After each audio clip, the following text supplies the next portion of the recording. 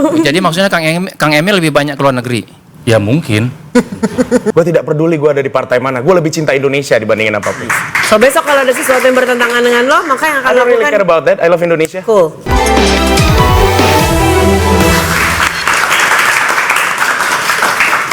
Oke, lanjutin. Tapi jawab gue ini kayak kita lagi di warung kopi obrolannya. Bener-bener anggaplah duduk warung kopi. Kalau ada sesuatu yang bener-bener bertentangan dengan diri lo, bertentangan dengan rakyat, bertentangan diri lo, apa yang akan lo lakukan? Gue yang jawab Bukan ya? jawaban normatif, iya. Oke, di Bandung Barat, gue itu diusung oleh partai PKS dan Demokrat, di mana PKS dan Demokrat tergabung dalam koalisi Kim Plus. Pada waktu kemarin terjadi demokrasi besar-besaran, semua posting di sosial media layar biru, tahu apa yang gue lakuin? Gue posting. Gue tidak peduli gue ada di partai mana, gue lebih cinta Indonesia dibandingin apapun. So besok kalau ada sesuatu yang bertentangan dengan lo, maka yang akan I don't really care lakukan about that, I love Indonesia. cool. Lo? Mel, saya rakyat. Sampai kapanpun akan menjadi rakyat. Nice. Itu doang yang pengen gue Dan share. ketika ada amanah, ya, rakyat itu kan bagaimanapun harus ada koordinatornya, harus ada yang mimpinnya, harus ada yang memanajeriali, gitu ya, intinya gitu. Ya saya siap. Tapi kan si manajer itu biasanya ada atasnya lagi yang ngedorong si manajer itu bisa Mel, jadi rakyat. saya akan selalu menjadi rakyat sampai kapanpun dan selalu akan melihat kacamata apapun dari kacamata rakyat. Rekam ya, catat ya. Kang Ronald, Rekam, PDIP catat. kan sangat terkenal dengan jargon petugas partai. Ya. Nah, bagaimana Kang Ronald bisa menempatkan diri untuk mengusung kepentingan rakyat banyak, tetapi sisi lain Kang Ronald sebagai petugas partai. Ya, saya kira Partai PD Perjuangan juga partai yang peduli dengan rakyat. Ya, dan saya kira ini adalah sebuah hal yang nanti akan saya hadapi. Tapi sekali lagi saya bilang kepada diri saya sendiri bahwa kepentingan rakyat di atas segalanya. Tapi partai yang sama pernah punya petugas, tulisannya judulnya adalah Tuanku Rakyat selama bertahun-tahun, tapi tidak menjadi itu. Itu yang lain, ini saya. Oke. Kita lihat Kita nanti. bisa pegang omongannya. Silakan. Kang Ronald, kalau nanti kepilih, apa bedanya sama Kang Emil? Maksudnya? Pemerintahannya nanti kalau Kang Ronald terpilih bersama gubernurnya, itu nanti bedanya sama Kang Emil apa? Saya akan lebih banyak bersama rakyat daripada ke luar negeri. Jadi maksudnya Kang Emil lebih banyak ke luar negeri? Ya mungkin. Kok mungkin? Ya, pokoknya saya ingin selalu menjadi orang yang dipercaya oleh rakyat untuk mendengarkan. Pemerintah provinsi itu kan middle management, penyambung dari kota kabupaten ke pusat.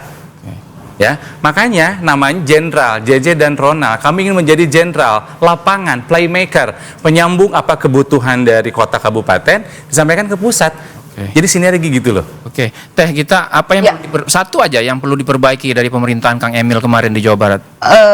Masih tingginya angka kematian ibu dan bayi. Caranya gimana? Dengan meningkatkan atau membangun kualitas kesehatan dan membangun klinik kesehatan di setiap kabupaten dan kota berbasis kecamatan. Jadi itu bisa Jadi satu mengurangi. kecamatan satu klinik. Ya betul. Memang belum ada sekarang. Selama ini buktinya banyak sekali bahwa perempuan-perempuan itu yang meninggal gara-gara. Tapi kadang-kadang kliniknya ada, tapi ibu-ibunya memilih secara tradisional. Nah, berarti perlunya bimbingan dari pemerintah. Berarti selama ini tidak hadir pemerintah. Pemerintah tidak hadir artinya apa? Artinya gubernur tidak bisa bekerja maksimal menyerap aspirasi masyarakat? Iya tentu, kita kan melihat dari bukti data dari Kementerian Kesehatan bahwa pada tahun 2022 banyak sekali kematian ibu atau yang disebut AKI, angka kematian ibu itu sekitar 154 per 100.000 kelahiran hidup. Oke, Mas Jayadi, singkat saja. Anda melihat nanti pilkada di Jawa Barat ini baik untuk tingkat bupati maupun tingkat gubernur akan seperti apa? Pertarungannya dan juga rivalitasnya.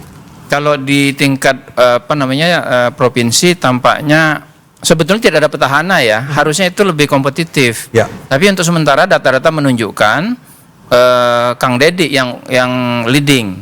Ya, salah satu problemnya adalah walaupun banyak artis yang ikut, ternyata tingkat popularitasnya tidak merata.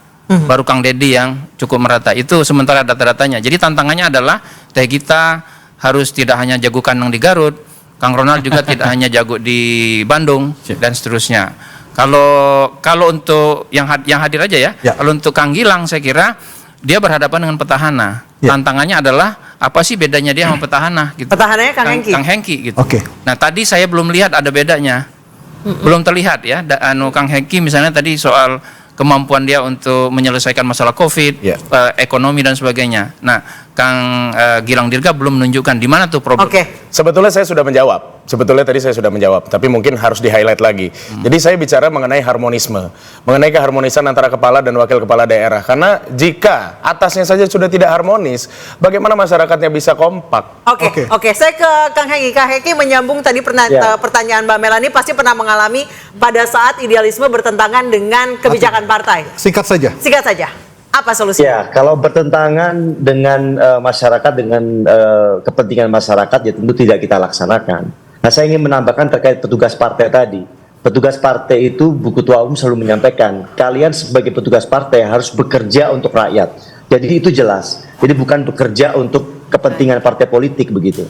Nah, saya selama 2 tahun ini tidak melihat ada intervensi politik dalam tanda kutip negatif untuk kepentingan golongan tertentu. Mungkin beda ya dengan legislatif dalam, pada saat pembahasan undang-undang dan lain sebagainya, sangat berbeda. Jadi justru partai menginginkan bagaimana kadernya menjadi solusi program-programnya pro rakyat dan lain sebagainya gitu. Baik. Tidak ada termasuk ketahanan pangan juga instruksi dari partai Kita tangkap sangat maksud bagus. dan juga tujuan dari Kang Hengki. Ya, kami juga mohon maaf Ya. karena waktunya Waktunya sangat terbatas. Terima kasih untuk para narasumber. Selamat bertarung tanggal 27 November mendatang. Dan semoga Sukses. sukses. Dan buat masyarakat Jawa Barat silahkan memilih sesuai dengan hati. Saya Anissa Dasuki. Dan saya Aryo Ardi, terima kasih. Selamat malam dan sampai jumpa. Thank you, Kang. Maafin ya. Thank you, Kang.